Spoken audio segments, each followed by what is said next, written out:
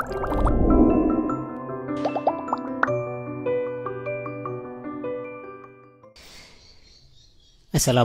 warahmatullahi wabarakatuh. Halo para pemirsa dan pendengar, selamat datang kembali di podcast Rasul Story.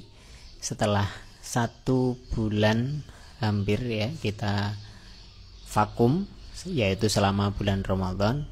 Akhirnya pada pekan pertama bulan Syawal ini, atau pekan kedua bulan Syawal ini, kita bisa kembali bertemu untuk melanjutkan podcast ini.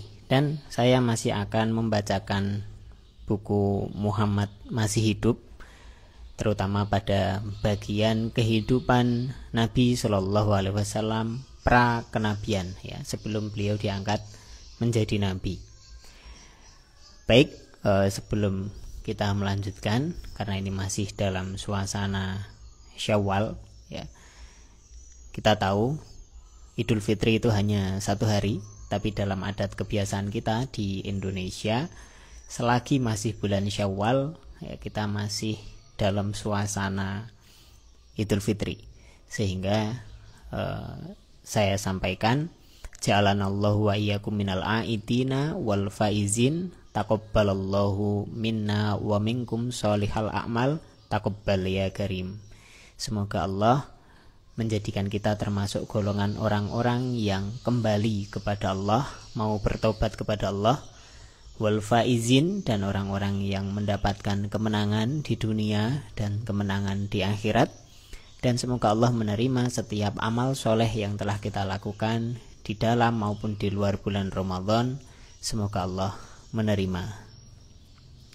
Baik, para sahabat Rasul Story, kita akan membaca satu bagian terakhir dalam kehidupan Nabi Shallallahu Alaihi Wasallam sebelum kenabian. Artinya setelah episode ini berlalu, episode berikutnya adalah masuk ke bab kedua, yaitu masa setelah kenabian. Baik, kita langsung saja. Beberapa tahun menjelang kenabian, Allah menumbuhkan rasa senang di hati Muhammad untuk mengunjungi Gua Hira, bukit yang terletak di sebelah timur laut yang tidak jauh dari Mekah.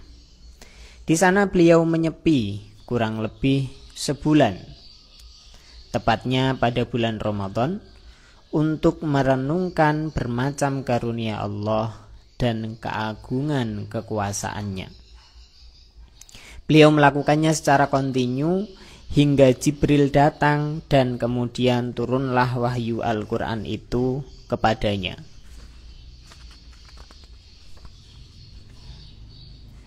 Baik, ternyata kisahnya hanya segitu, ya. Jadi sebelum Allah Subhanahu wa taala mengangkat Nabi Muhammad menjadi seorang nabi, ya, beliau punya kebiasaan untuk berkholwat, yaitu beliau menyendiri.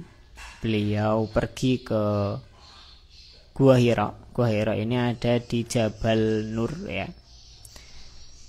Di sini tadi disebutkan kurang lebih selama 1 bulan, yaitu untuk tafakkur, ya, untuk tafakkur, yang kemudian pada akhirnya Allah menurunkan wahyunya yang pertama kepada beliau, yaitu surat Al-Alaq ayat 1-5. Baik, kita langsung ke pelajarannya saja. Apa yang bisa kita ambil pelajaran dari episode kisah Nabi tersebut? Syekh Mustafa Asibai menuliskan, seorang pengemban dakwah Islam haruslah menyediakan waktu-waktu tertentu yang bisa digunakan jiwanya untuk menyendiri, ruhnya untuk bermunajat kepada Allah yang Maha Mulia, hatinya untuk membersihkan diri dari keruhnya sifat tercela dan kehidupan yang rusak. kholwat atau menyendiri, semacam ini akan mendorong seorang dai untuk introspeksi diri bila dirinya lalai berbuat kebaikan, melenceng dari orientasi, jauh dari jalan hikmah, keliru menentukan cara atau langkah, dan larut dalam perdebatan dengan sesama, sehingga membuatnya lalai mengingat Allah dan cinta kepadanya, lalai akan kehidupan akhirat, surga dan nerakanya, serta kematian dan kepedihannya. Karena itulah sholat tahajud dan qiyamul lail menjadi kewajiban bagi pribadi Rasulullah Shallallahu Alaihi Wasallam, namun hanya menjadi ibadah sunnah bagi yang lain, ya, bagi umat beliau. Dan yang lebih berhak memelihara ibadah sunnah ini adalah para dai yang menyeru kepada Allah, syariat, dan surganya. Menyepi atau kholwat, bertahajud, dan menyemarakkan bagian akhir malam dengan ibadah memiliki kenikmatan tersendiri yang tidak dirasakan kecuali oleh orang yang telah dimuliakan Allah. Konon, Ibrahim bin Adham rahimahullah seusai melaksanakan tahajud dan ibadah lainnya di malam hari selalu berkata, "Kami berada dalam kenikmatan yang andai kata diketahui oleh para raja, tentu mereka akan membunuh kami untuk mendapatkan kenikmatan itu." Cukuplah bagi kita firman Allah Subhanahu wa taala ketika menyapa Rasulullah sallallahu alaihi wasallam, "A'udzu billahi minasyaitonir rajim. Bismillahirrahmanirrahim. Ya ayyuhal muzammil qumil laila illa qalila nisfahu aw inqus minhu qalila aw zid alaihi warattilil qur'ana tartila inna sanulqi alaika qawlan thaqila inna nashi'atal laili hiya ashaddu wata'aw wa aqwamu qila." Artinya, hai orang yang berselimut, hai Muhammad, ya, bangunlah untuk sembahyang di malam hari kecuali sedikit daripadanya, yaitu seperduanya, atau kurangilah dari seperdua itu sedikit, atau lebih dari seperdua itu. Dan bacalah Al-Quran itu dengan perlahan-lahan. Sesungguhnya kami akan menurunkan kepadamu perkataan yang berat. Sesungguhnya bangun di waktu malam adalah lebih tepat untuk khusyuk, dan bacaan di waktu itu lebih berkesan. Quran Surat Al-Muzammil, surat ke-73 ayat 1-6.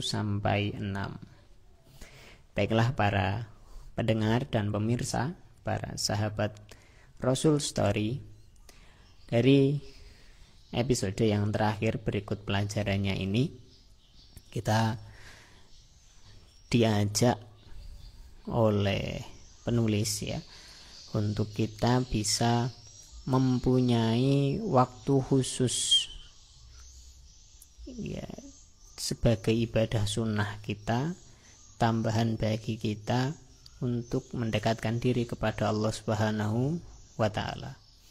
Waktu khusus untuk kita bisa berkholwat, ya, bahasanya menyendiri dengan Allah Subhanahu wa ta'ala.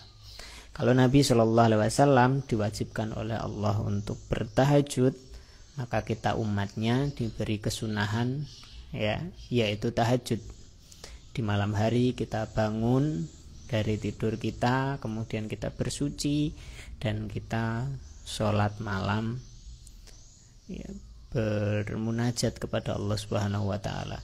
Hal yang seperti ini bagi para penyeru atau para dai itu adalah hal yang utama dan sangat penting untuk diamalkan, ya, karena mereka adalah para pengikut Nabi Muhammad SAW, meniti jalan dakwahnya Nabi Muhammad.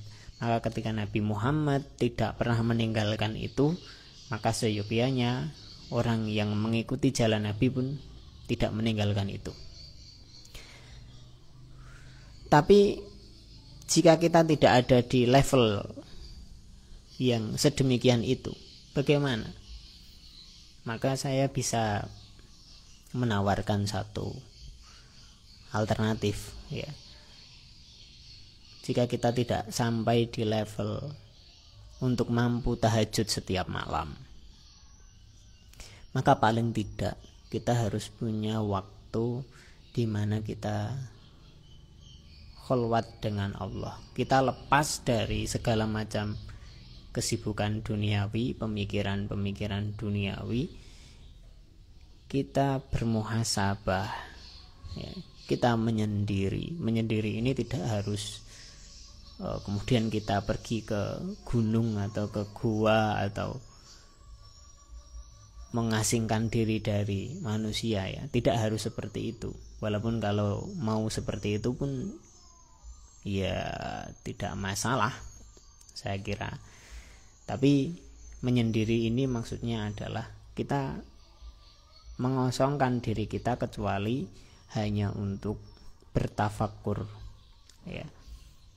Bertafakkur, berpikir tentang Allah Subhanahu wa taala, tentang diri kita di hadapan Allah Subhanahu wa taala, tentang ibadah kita, tentang perjalanan kita, tentang perjuangan kita. Dan kita pikirkan sudah sampai manakah kita, sudah benarkah jalan yang kita tempuh, ya. Nah, itu bisa, waktu yang seperti itu bisa saja tidak dalam bentuk sholat tahajud, tidak harus di malam hari, bisa saja di siang hari, bisa di sore, bisa di pagi, bisa di kapanpun waktu. Walaupun yang paling kuat memang malam hari, karena ketika malam hari kita bisa lebih fokus memikirkan sesuatu. Tapi tidak harus, ya. Kita pun tidak harus sholat. Tentu kalau bisa sholat itu lebih baik, tapi pun kalau tidak, maka banyak hal yang lain juga bisa menjadi alternatifnya.